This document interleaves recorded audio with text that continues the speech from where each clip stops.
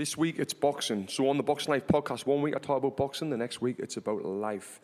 If you're a regular listener, you'll know that. If you're a first-time listener, welcome. I hope you enjoyed the show. So on this episode, I talk about Mike Tyson getting involved with drugs, but not the way you would think, his new business venture. Also talk about Billy Joe Saunders pulling out of the big fight with Martin Murray and how hard it is for fighters when they're in a training camp and then the fight gets called off and how much it costs, 'cause it costs a lot of money. Also, my favourite fighter, Lomachenko, has just had shoulder surgery, and I read some of the things that the doctor said. Well, I try and read, my reading's terrible. This time next month, I'll be flying to Sydney, Australia to do a Boxing Burn Academy, our education program where we teach you how to teach boxing. If you want a career in teaching boxing, this is the course for you. We've got a proven system that we give everyone. I'll talk a little bit more about it on the end of this episode. And just because you're a boxer doesn't mean you're going to have success in teaching boxing for fitness. That being said, you don't have to have been a boxer to teach boxing. You've got to understand it. And on this course, we give you that. Here it is, the Boxing Life podcast with me, Tony Jeffries. If you're watching this episode on YouTube, you'll notice my face is a little bit red. Full day at the beach yesterday, and that's what happens. And if you know me, you see me skin super white. So I'm not one of these people who gets tanned. I'm one of these people that goes lobster red and, full day at the beach. It's funny living in California. People say to us a lot, like, I expect you to have a tan, but I'm never in the sun. You try to avoid the sun at all costs when you live here. But like back in England, when I remember when it was sunny for the 7 days a year, you'd be out with your shirt off, no sun cream on, even putting baby oil on to try and attract the sun to get a little bit sunburnt. But now things have changed, life's changed. Full day at the beach with the kids and the family yesterday. And I felt like punching someone. I felt like punching these lads. There was a bunch of about 10 guys all sitting there that were smoking them vapor pens. I'm going to talk about that stuff in a little bit. But I'm sitting there I've got a 6-month-old underneath the umbrella, and then my other one, my 2-year-old's lying half asleep on us, and they stand right next to us and they're throwing the American football around. I'm thinking, these better get away from me. And they were pretty good though, like they were catching it and they were accurate, and I'm sitting there on eggshells thinking, I'm gonna have to tell them. Anyway, but before I knew it, one of them threw the ball long, and there was an old woman, she was about 70-year-old, just standing there by herself watching the sea or whatever, and the hot ball hit her on the back of the head, and then they all laughed, and that was it. I was about to get up and say something, but there was these other girls there. They jumped in and they started screaming at these boys for doing that. And, I just felt sorry for the woman. These stupid lads acting all daft. But, yeah, and then after that I started thinking about scenarios in my own head about if that hit me baby, what I would have done. It's funny that how your mind runs if you ever do that. I'm sure you do, where you end up thinking about one thing, and then do you ever think, like, how did I get to this? And then you go all the way back about what the first thought was, and it was like, I was in jail, that was what I was thinking, and how I got to being in jail was through reversing the way I was thinking. I was thinking, if that hit me kid, I would have went up and I would have smashed him straight in the face without even seeing anything, but obviously it never, and I had a great day at the beach, and I'm now sunburnt, and So, this week is on boxing. I want to talk about boxing. That was my little story about my beach. Now I want to talk about the boxing, what's been happening in the boxing. Well, I'll tell you what's happened, what I was very interested in reading. And if you listen to the podcast I did a couple of episodes ago when I had Kevin, my business partner, on, we talked a little bit about me getting high for the first time the other week when I had some of this marijuana, vapor smoking thing, whatever it is, on one of them pens. I've always been big, massive against any drugs. Like drugs are for mugs, that's what I've always said. And I was with the Mind Pump boys, the Mind Pump Media boys. These guys have got a massive podcast and they really know this shit. I've done a few podcasts with them. And they had this private event and I was there, and anyway, I had this pipe and I had two sucks of it, drags, whatever you call it. And yeah, I got a little bit high on it, and it was interesting. And like I said, I've always been against it, but I'm hearing so many good things about cannabis and mainly CBD with the benefits and all that, and it's getting massive. Now it's legal in California. It's legal in most of America. So I thought, it can't be that bad. So I got it. And anyway, what I'm going to talk about now is I've just heard that Mike Tyson is just, I don't know if he's bought or he's invested in a 40-acre marijuana farm, cannabis farm called the Tyson Ranch. And Tyson's having this as well, and he said that if he didn't have cannabis, he didn't know what he'd do with all these aches and pains. Like, he was fighting for over 20 years competitively, and we all know Mike Tyson had some wars in it, with all his training and all that. And just imagine what his body's like. I've even heard that, and it's easily believable, like how he's got CT, how he's punch drunk, how he's very slow when he's talking and he's slurring his words and you can't think straight. I've heard that from people who's been close to him. And as well, like Evander Holyfield's the same. I've met him firsthand. I've told a story on a podcast before where, like, I was in training camps with Evander Holyfield, two 8-week training camps, and we're in training in the same rings. If you look on my YouTube channel, I've got videos of us shadowboxing together and side by side in bags. And we went out for dinner together. He met my wife and we were talking. And anyway, we were close. 16 weeks I spent with him, and then 6 months went by, and I was at the London Olympics. I was doing some work for the BBC there, and he was there doing some work as well. And he came down, and someone went, "Oh, Tony, this is Evander." And I went, "How's it going, Evander?" And he went, "Hey, nice to meet you." I was like, "Whoa, this motherfucker's forgot who I am," and we've spent all our time together. So that I was like, "Wow, he's very punch drunk." And then he realised that, and I said, "Oh, I work with Tommy." "Oh, yeah." And then he realised who I was and all that. But it was just. And I know that he must meet 1 million people every single day, but still, it's like, and I knew when I was talking, like, he's a little bit punch drunk. Well, I should say quite a bit punch drunk. And what can you expect? He's had wars. He's took some of Mike Tyson's best punches, so it's obviously going to affect his brain. And anyway, back to the Tyson story. He said that's really helping him, this CBD and the cannabis. So he's invested in this big, massive farm, 40 acres farm, growing cannabis. It seems like there's a lot of people doing that now, a lot of high-profile people, because I think it really is a good investment. And I was talking to a guy called Adam Rothbell, I can't know his second name. He's a bit of an influencer on Instagram, and he's been on TV shows. I was talking to him the other day as well, and he's coming up with a coffee, and he's going to add CBD in that because, like I say, the health benefits is massive. And I don't know what they all are, but I know that there's loads, and everyone's into them. It might just be the in thing right now, but yeah, they're getting so many good reviews, and you can get it all over the CBD stuff and in everything. So he's going to be putting it in coffee. So yeah, it seems like it's the in thing, and people's investing a lot of money into it. So it must be all right. So go Mike Tyson, because I don't know what else he's doing.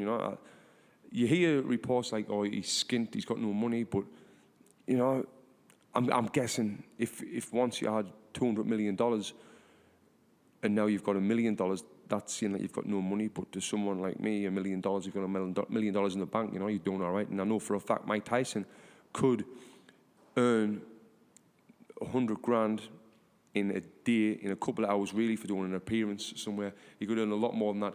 He could do all sorts, like he's been in the Hangover films and all that. So he's massive. And I was talking before, I was like, is Mike Tyson the most recognizable person in the world? Who's more recognizable than Mike Tyson? Do you know, Leon? Who's the most recognizable person in the world? Is it Mike Tyson? It very well could be. Who else is up there? The Queen? No, not the Queen. But Mike Tyson, especially when he's got a big face tattoo, maybe he's the most recognizable person in the world. I think so anyway. Let us know. Send us a DM. Send us a message on Instagram. Comment on this video on YouTube, wherever you're watching it. Billy Joe Saunders has just pulled out of his fight with Martin Murray, which was supposed to be June 23rd. Said he's had a bad hand. And Billy Joe Saunders is a friend of mine. I've not supported him for a while, but come to the Olympics with us. And the rumours are like it's because he's got bigger opportunities to fight Canelo or to fight Triple G, and he'd probably make 5 times more money if he fights one of them. And Martin Murray's come out and said he's a shit house, he's pulled out again, because Martin Murray's been in camp to fight, and that's who he's supposed to be fighting. And you know, boxing, you've got to make as much money as you can. I do feel sorry for Martin Murray because he's been in that training camp for a long time. And Martin's come out and said, like, I hope, like, I don't have to put this training camp to waste and I can get another fight. So I hope he does get another fight, because them training camps are beasts. And you know, I think if you're not familiar with that, where you're going to a training camp for 8 weeks, when you're in a training camp for 8 weeks at a high level like Martin Murray is, and even when I used to fly to America for the 8 weeks. I would stay in a hotel. I would obviously get me good food, me good recovery stuff, like the what's it called, the cryotherapy chambers and ice baths and all that, and it all costs money. And then you might be paying your strength and conditioning coach, whatever. So, and then when the fight gets called off or cancelled, you know, you're not earning any money. It happened to me one time when I was in a training camp. I was here for 6 weeks in LA, and I had a cut on my eye. It was keep reopening, and I needed to get surgery, get this scar tissue cut out.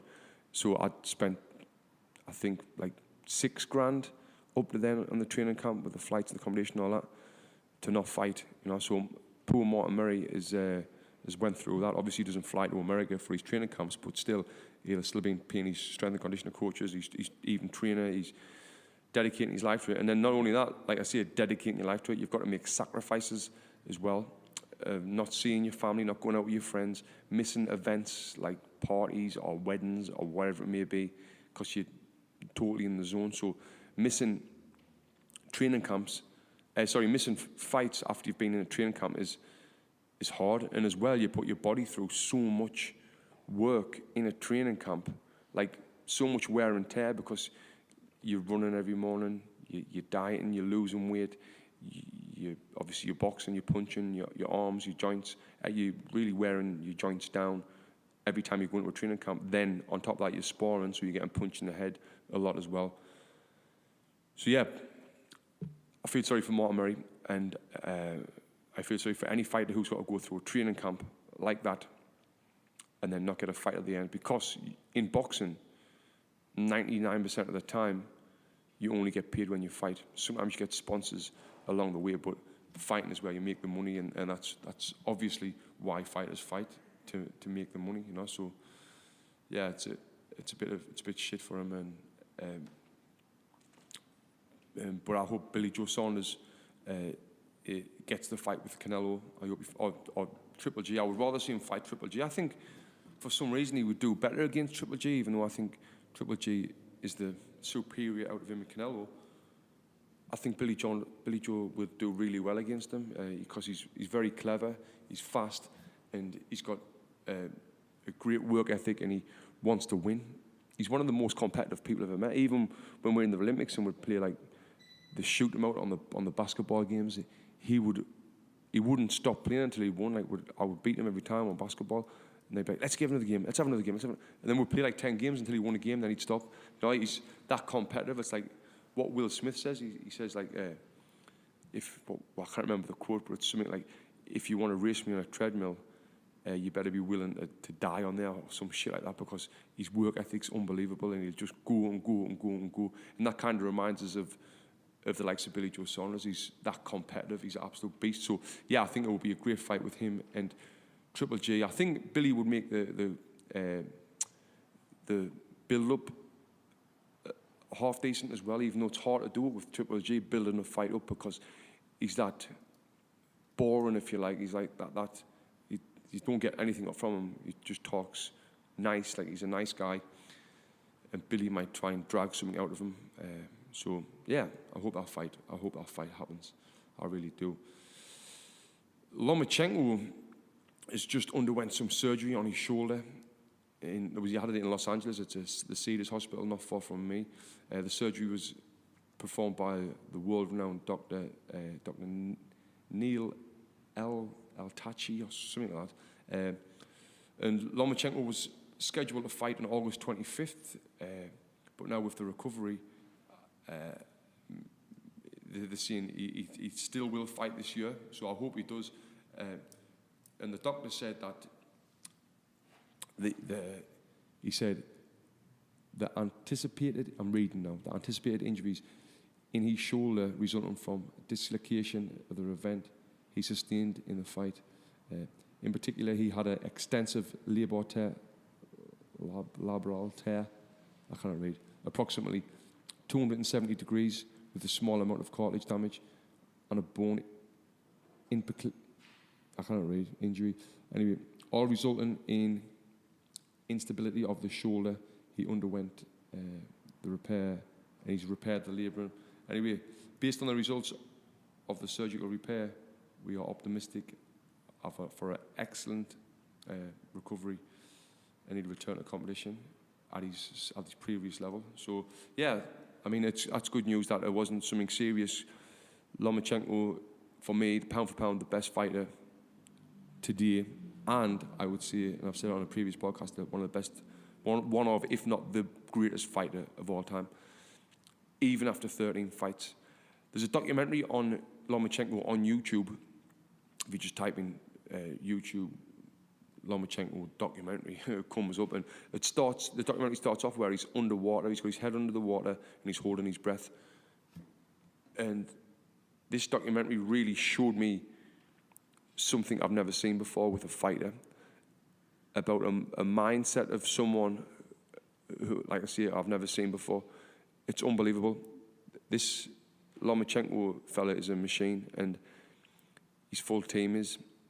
He trains and he lives, obviously, like an elite athlete, like they should. But some of the training that he does, like his mind training, he's got a psychiatrist, psychologist, living with him all the time to help him with his mind. Brain training is a massive part of what he does. And one thing that I was surprised with, that I never knew, is that he wanted the world title fight, his first fight. And he went round a lot of promoters asking them to do that. And they were like, are you crazy? I've never heard this before. He went to Donaduva, then he went to Golden Boy, and then he went to Bob Arum. And when he was with Bob Arum was like, Bob Arum offered him $1 million to turn pro, and he said, no. He said, I want a title fight in my first fight. I'm bothered about $1 million. I want a title fight in my first fight. And he said, I can't do that, but I can give you a world title fight your second fight. And that's what happened. He got that world title fight in his second fight. And obviously he lost that fight. But there's lots of controversy around that, but the guy's weight and whatever. But yeah, this documentary is amazing. And then obviously he won his first world title in his third fight. Then he won his second world title at a different weight in his, I think, his 7th or 8th fight. Then he's just obviously won his third world title at his third weight in 13 fights, in his 13th fight. And then in that fight as well, he went, like it said, the doctor said, like in the second round, he tore his shoulder. And you know what? He never complained once about it. Like, we never even heard about it, where what I would have said after the fight, I mean, he got knocked down and all that. I tore my shoulder in fight camp. That's why I got knocked down. That's why my performance wasn't tip-top. I would have used that excuse, but he never. And like most fighters would have come out and said that, but he never. So that just shows again what sort of mindset that fella's got. And it was interesting to see his dad. His dad's never done an interview, and his dad's his coach. His dad's been his trainer forever. He's never done an interview, a public interview, and he said, the time's not right to do an interview. I'll do an interview when the time's right. So that makes me think, like, this Lomachenko team, they've got something planned. Like, what do they want to do? Do they want to win another world title at another weight? They've got something planned. I don't know what it's going to be, but, you know, it's exciting. If he wants that world title fight, his first fight, and he wants to knock back $1 million, you know, that's, I mean, for me, like, you know, that's unbelievable. And he's definitely up to something, and I can't wait to see what it is. Yeah, so a quick podcast today. That's really what I've all got. That's really what I've got to talk about. Not much. And thank you for listening, guys. I want to tell you a little bit about the Boxing Burn Academy, our education program. where we teach you how to teach boxing. You know, I'm speaking to a lot of boxers about this, and the boxers have got mentality that I would have had, the exact same mentality, where it's like, I'm good, I know how to teach boxing, I've boxed 10, 15, whatever years it is, I've had this many fights. What can you teach me how to teach? How can you teach me how to teach boxing? And I was even talking about this today with Tom Stalker. Tom Stalker was the Olympic team captain for Great Britain in 2012 Olympics, but he understands the benefits of what he can get, and he's going to come to the course that we're doing in August in Sheffield, England. And what it is with boxers is we don't know how to really speak to people. We think we do, but we know how to speak in boxing language, but we don't know how to speak in fitness language. It's two different languages. If someone comes into the gym, let's say a middle-aged woman comes into your boxing fitness facility and wants to learn how to teach boxing, we don't know really what to say. Yeah, you might think you do, but do you? Do you know how she's feeling? Do you know how nervous she is? Do you know what to say to her to calm them nerves down? Do you know how to teach her from the ground up? Have you got a system how to teach from the ground up? Do you know when she makes a mistake, when you're teaching her how to box, what to say to her to make her feel comfortable so that she doesn't feel awkward, so she doesn't feel uncomfortable? Do you know what to say to her to give her confidence so that she comes back and does another session with you? When she's leaving, do you know what to say to her to give her the confidence so she comes back and trains with you again? And if she comes back and trains with her again, because that's not what it's all about. It's about helping people. And we know, boxers, we know that we can help people. We've got the ability to help people by giving them this boxing, but it's getting them to come back again and again and again so that we can really help them and change lives. Well, on the Boxing Academy, we give that to you. It's our system, how to do that from when someone walks in the door to when they leave. You know, and I think that there in itself is very, very, very valuable, not just to former boxers, but to fitness professionals, but definitely to former boxers, because, you know, like I said, you need to have that system, and we've had former boxers work for us before, like at a very high level. They fought at a high level, and even higher than me. But when it comes to teaching someone for the first time, they never had a clue, and the clients never come back, and which is pretty sad. So yeah, we teach you that as well. And on top of that, we talk about social media, marketing, how to build relationships, and like I say, how to retain clients, like how to promote yourself as a world-class fitness professional on social media. And we give you that. And I know most people who listen to this follow me on social media, and you'll see just what I'm talking about. You'll see my social media, and you'll see what I'm doing on there. And yeah, you can copy some of that stuff, but you don't know the methods behind it. And like I say, we give you that. And the funny thing is, with this Boxing Academy, we're not doing this for the money. We're doing it, it builds the brand. We're doing it because we absolutely love doing it. And, you know, maybe money will come sometime, and I'm sure it will. And, you know, we have made a little bit of money from it, but we're not doing it for the money. We're going to Australia July 4th. We're doing a course there that weekend, the 7th and 8th. We're not making any money from that. You know, we're getting a trip to Australia probably paid for, but, you know, we're not making any money from that. Going to England, we're probably not making any money from that, but we're doing it because we love it, and we love helping people. And obviously, it builds the brand, and more people know about Box and Burn, but we're giving this system that we've built, and yeah, I love it. I could talk about this Box and Burn Academy all day long. I'm telling you, all day long. I love it. I love it. I really do. Oh, and if you want to sign up, use code BOXANDLIFE2018, and you'll save $100 off. Like I said, we're not doing it for the money. We're giving you the money. So that's on the online courses as well. BOXANDLIFE2018. And some criticism that we get is like, how the hell can I teach someone how to teach boxing when I can't box myself? Well, mate, we teach you how to box before we teach you how to teach someone. And yes, you can't learn how to box in one day. Yes, you can't be a world-class trainer after one day, and we're not telling you that we're going to be. But after one day, you're going to have the tools you need to go out there and use them and practice and get better and better and become and go as far as you want in this. Like Glenn Holmes, the guy who I do the podcast with, he's earning well over 6 figures a year teaching boxing. He never taught boxing in his life, and now he's one of the best boxing fitness trainers out there. He had one amateur fight a few years ago. He lost that, but now he's like earning a fortune. Stephen Kane earning over 6 figures a year by teaching boxing for fitness. He was a soccer player, footballer. Never had a pair of gloves on in his life until 4 or 5 years ago. But they learned and they got better and got better and got better. And yeah. Anyway, like I say, I could talk about this shit all day. Use Boxing Life 2018, get $100 off. Anyway, thank you for listening. Until next time, I'll see you later.